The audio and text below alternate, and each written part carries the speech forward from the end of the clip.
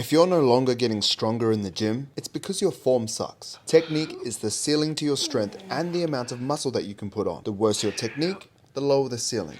The better the technique, the higher the ceiling. Here are 5 principles to follow for good technique. The target muscle must be the prime mover. If you're doing a seated leg curl, you should feel it in your hamstrings and not your calves or your lower back. Or if your joints feel sore after a lift, this is a good sign your technique needs to be improved. Full range of motion. Each exercise should be taken through a full range of motion without forcing joints into unsafe positions. For example, if you're doing a dumbbell chest press, the dumbbell should be touching your shoulder at the bottom of the rep. The exercise should be repeatable. The technique should be able to be repeated with ease. If each rep looks different in a set of 10 reps, technique must be improved. It should be controlled. Your eccentric rep or lowering of the weight doesn't have to be 5 seconds long, but your rep should be under control, which is usually a 2 to 3 second lowering of the weight and a 1 second lifting of the weight. For example, if you're just falling down to the bottom of your squat and bouncing back up, not only is it dangerous, but it's not controlled. The reps should be standardized. For every exercise, you want each rep to have guidelines to meet so that they can be repeated with ease.